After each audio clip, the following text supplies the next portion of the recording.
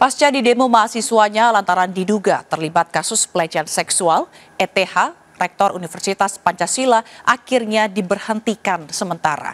Sementara dua karyawan korban dugaan pelecehan seksual jalani pemeriksaan psikologi forensik di Rumah Sakit Polri Kramat Jati.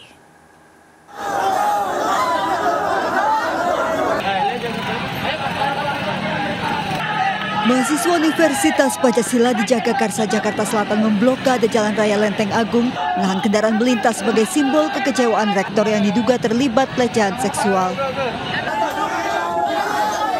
Aksi mahasiswa memanas setelah sebelumnya sempat terlibat ricuh dengan petugas keamanan kampus. Blokade jalan disertai aksi bakar ban mengakibatkan kemacetan panjang.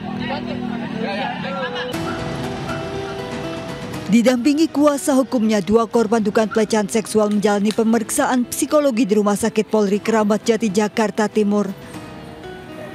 Hasil pemeriksaan ini akan menjadi salah satu bukti untuk melengkapi laporan korban atas dugaan pelecehan seksual yang dilakukan ETH, Rektor Universitas Pancasila. Pasca pelaporan, korban mengaku mendapat intimidasi dari pihak kampus, bahkan korban mendapat surat peringatan. Ya. Tapi pihak kampus belum pernah manggil Mbak untuk dimintakan itu belum. Mbak, sejauh ini ada intimidasi nggak sih atau ancaman? Ada. Kalau ancaman tidak, tapi intimidasi itu lebih ke peraturan yang memang tidak membuat saya nyaman. Pasca kasus dugaan pelecehan seksual terhadap dua pegawainya, pihak kampus dan Yayasan Universitas Pancasila akhirnya memberhentikan sementara Rektor ETH. Yayasan mengaku akan memberikan perlindungan terhadap korban. Korban nanti kita pulihkan hak-haknya. Jadi dalam proses penyelidikan itu kan, nanti ada pemeriksaan 8 saksi, kemudian ada pemeriksaan terlapor, kemudian ada gelar perkara. Setelah itu baru kalau ada bukti ke penyidikan, kalau nggak ada bukti SP3. Kita tunggu proses kepolisian. Bagaimana respon dari LPSK? Dia prinsipnya selama ini dia tuh masih tetap pegawai tetap Universitas Pancasila yang ditempatkan di sekolah pasca, tidak diberhentikan atau diskorsing. Setelah mangkir dari panggilan, terlapor Profesor ETH kembali dipanggil Kamis 29 Februari untuk menjalani pemeriksaan di Mapolda Metro Jaya. Tim kontributor iNews melaporkan. Pemirsa, Polda Metro Jaya hari ini melakukan reka ulang pembunuhan terhadap Dante, anak Tamara Tiasmara yang tewas ditenggelamkan oleh Yuda Arfandi, kekasih Tamara. Setelah penetapan tersangka Yuda, polisi terus menelusuri fakta lain, termasuk kemungkinan penetapan tersangka baru dalam kasus ini. Anak saya itu udah kehilangan anaknya.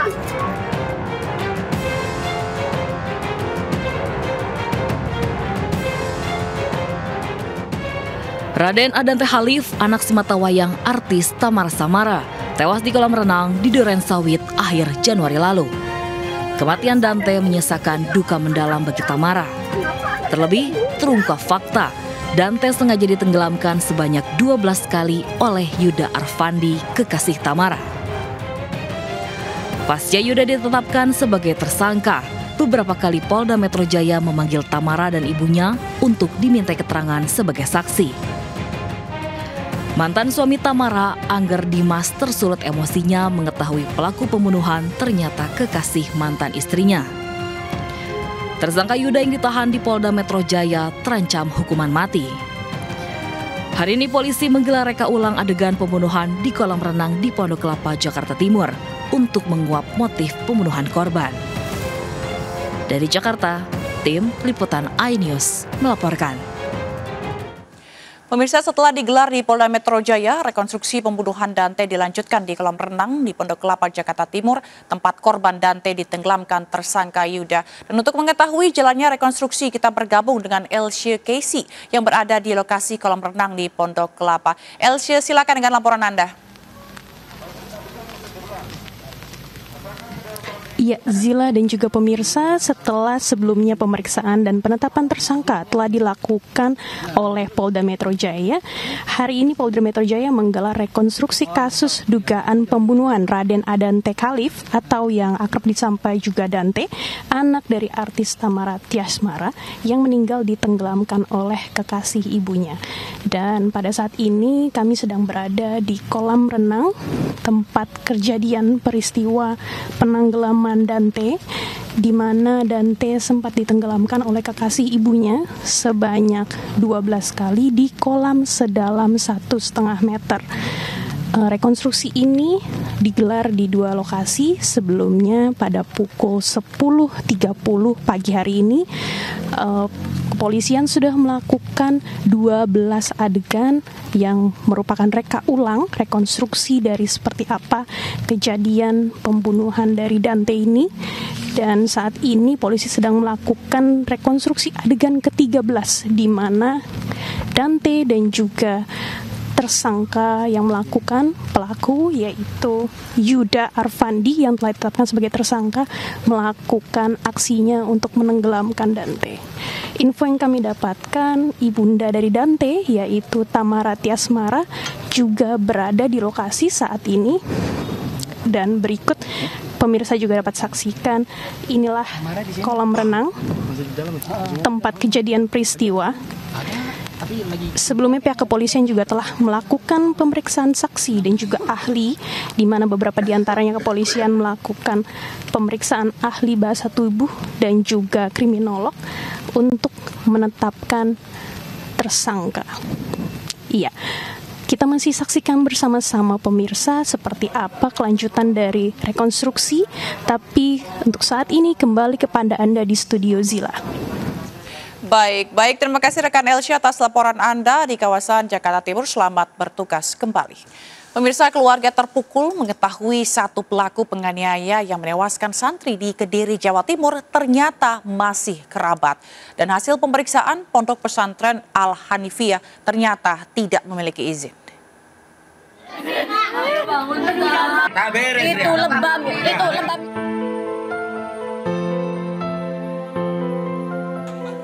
Rumah duka almarhum Bintang Bilkis Maulana, santri yang tewas di Dusun Kendeng Lembu, Kampung Ayar, Glenmore, Banyuwangi, masih terus didatangi pelayat. Raut kesedihan masih terlihat di wajah ibu dan kakak korban. Bintang Bilkis Maulana 14 tahun meninggal akibat dianiaya 4 santri seniornya di Pondok Pesantren Al-Hanafiyah Islahiyah, Kecamatan Mojo, Kabupaten Kediri. Yang lebih membuat keluarga terpukul salah satu pelaku sepupu korban. Sebelum korban tewas, sang ibu sempat menerima pesan dari korban yang mengaku ketakutan, minta segera dijemput dan menolak meneruskan belajar di pondok pesantren. Kalau memang benar anak saya itu hanya sekedar jatuh dari kamar mandi ataupun sakit lambung, itu mukanya tidak sehancur itu, tidak selebam. Hasil investigasi Kanwil Kemenak Jawa Timur, Pondok Pesantren Al-Hanifiyah Kabupaten Kediri ternyata tidak memiliki izin operasional. Ironisnya, Pondok Pesantren Al-Hanifiyah sudah berdiri sejak 2014 dan saat ini memiliki 93 santri. Lantaran tak berizin, Kanwil Kemenak Jawa Timur tidak bisa menjatuhkan sanksi administrasi. Ini proses hukum, artinya bahwa lembaga tersebut otomatis bukan tidak menjadi kewenangan kami, tetap kita pantau. Tetapi untuk proses hukum ini menjadi bagian terintegrasi bahwa penyelesaian itu sampai di sana. Kanwil Kemenak Jawa Timur akan melakukan pengawasan di Pondok Pesantren Al-Hanifiyah mencegah terjadinya kasus serupa. Tim kontributor iNews melaporkan.